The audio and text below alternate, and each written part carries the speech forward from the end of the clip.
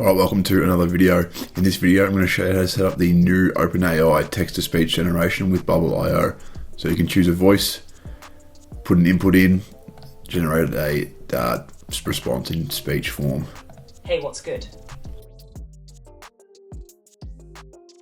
Alright, let's get straight into it. So the first thing I'm going to do is create a new page. And what we're going to do is, I'm not worried about the UI one bit here, guys. I'm focused on the logic and workflows. So 1200, I'm going to center the elements in the middle. Going to add a group in here. And we're going to set this to be 576, mean height 576. I'm going to add 32 padding all the way around. I'm going to add a roundness of 8. Background style flat color of white, border style solid with this EB all around, and the actual app background itself, I'm going to make it this surface color here, so copy that, guys. And then let's add the elements in that we're going to need here. So the first element we need is a drop down. We need a multi-line input. We're going to untick fixed width. Min height 160 here, guys, like that. I'm going to add a button in, and then we need to go to the plugin section here and install this Circle Music Player plugin. Go ahead and install that. Add the music player in, add that there, and I'm going to make this 64 by 64. And on the actual form, I'm going to set gap spacing, and that's going to be 24 row gap. I'm going to untick fixed width on this button as well, just to make it span. And let's just say this is going to be generate. And let's center this music player in the middle like so. And then let's get rid of the min height here, guys. And no min width.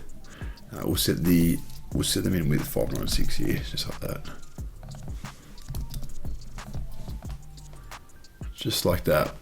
All right, now the first thing we need to do is go over to the API documentation. All right, so go to the personal here, and we need to create a new project. Let's just call this Bubble, just for example's sake. And we're going to create a new secret key here, guys, and we're just going to make this bubble test, create new secret key. All right, now let's copy that. And then back in the application here, we need to go to the plugin section and install the API connector plugin. Now let's hit add another API. Call this OpenAI. Private key in header here, guys. Authorization, we're going to type in bearer, and then paste your secret key in just like that. The last thing we're going to do is add a shared header, and we're going to add a content type and then application JSON, just like that. All right, now moving on to the actual call itself, we're going to want to expand this, and we're just going to call this audio gen. It's going to be a post. I'm going to use this as an action. Now, back in the docs here, guys, what we want to do is go back here, and we want to copy this address here. So it's telling us what we need to do. So we need to post it to this URL. So copy that in. And then what we need to do here is, see, we have authorization bearer with our secret key and the application JSON. We've already done both. So we want to copy this actual body here, like that, and then go down here and hit paste.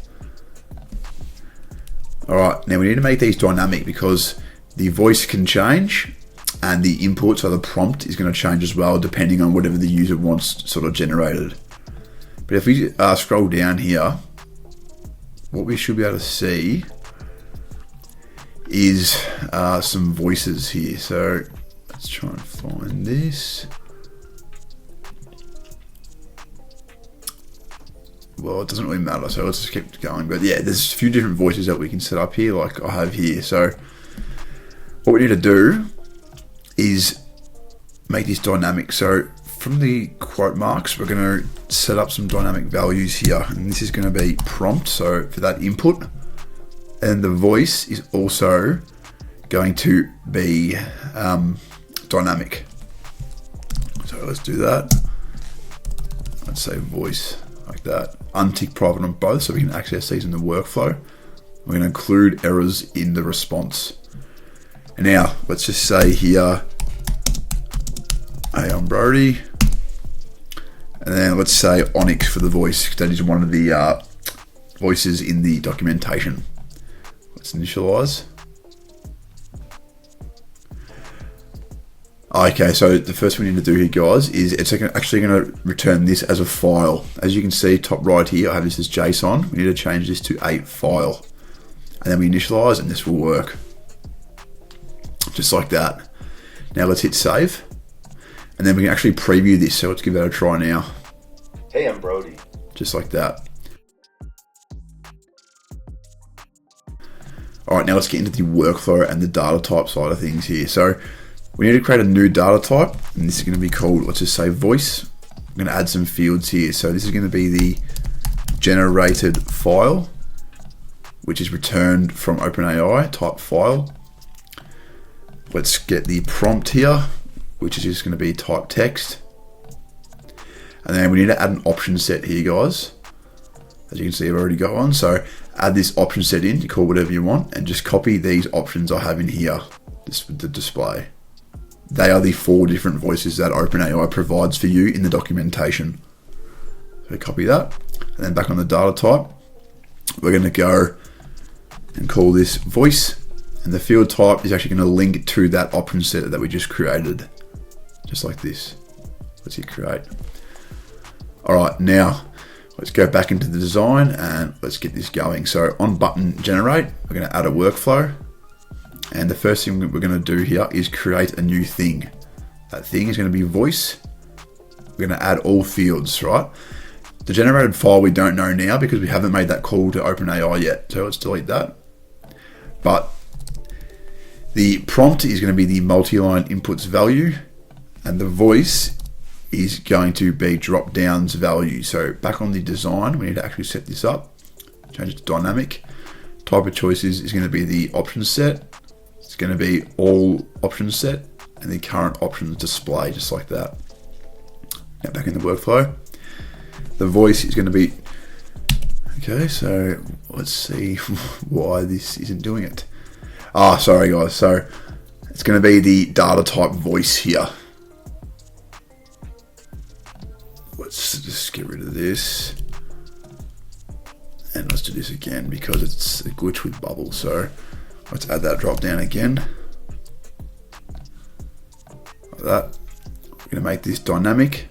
It's going to be the voice, all the voice, current options display. Now back in the workflow. See, now it's there. There's a glitch. So drop down value, A's value. And then what we need to do for this, guys, is actually we need to subscribe to a premium plan to access the back-end workflow. So as you can see here, we can change the plan and we can start a 2-week free trial. So you can start this and then go and cancel it as you wish. Let's press that. All right. Once that's done, now let's get straight into this. So back in the workflow, we're then going to go down to custom events, backend workflows, and we're going to schedule an API workflow. All right, now let's go to the top left and go to backend workflows. Let's create a new workflow and let's call this GPT.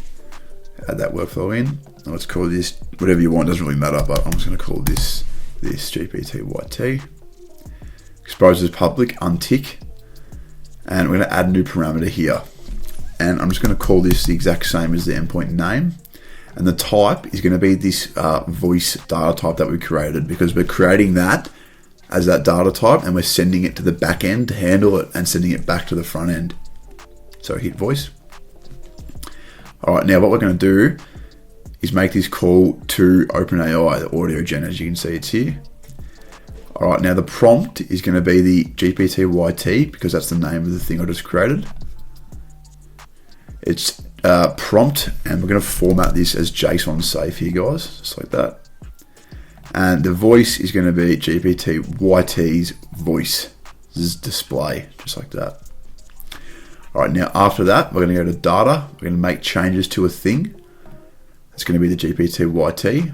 We're going to add all fields, and we can add the generated file here. So that's going to be the result of step 1. So the call to OpenAI's body.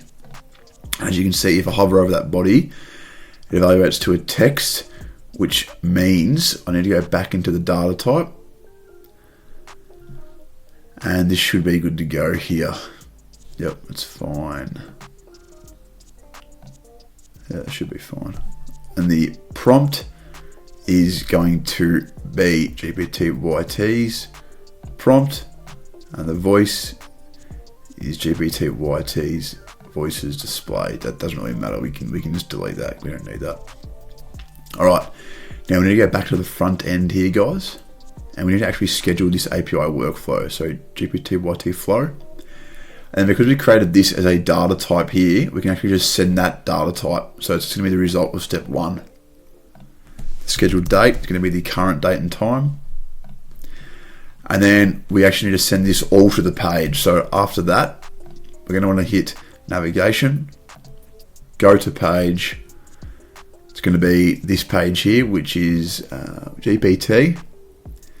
Send more parameters to the page.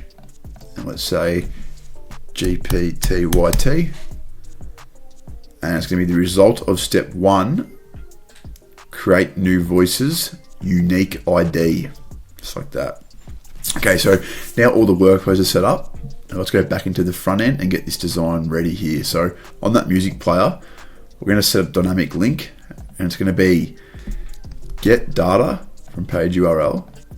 It's going to be GPT-YT. And we're going to change that to the voice data type here. Close that.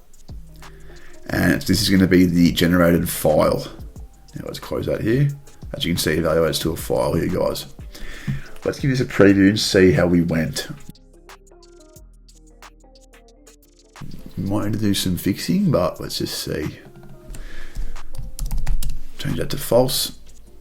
All right, now we can choose an option here. So let's say echo. Let's just say, hey, how are you? Let's generate this. Let's try. Hey, how are you? Just like that. Hey, how are you? We can change it again. We can change it to Onyx. How's things? How's things? Just like that. All right, guys, and that is how you set up the new OpenAI text-to-speech generation in Bubble.io. As I said, it's a very simple application. I wasn't focused on the design at all, just showing you the workflows and logic. If you like this video, make sure to like, subscribe, and comment. Make sure you subscribe to the weekly newsletter. I give away no-code tips and tutorials that aren't on the YouTube channel. And leave me any video suggestions in the comments. I'm happy to help out and do whatever you guys want. So thanks for watching, and I'll see you in the next video.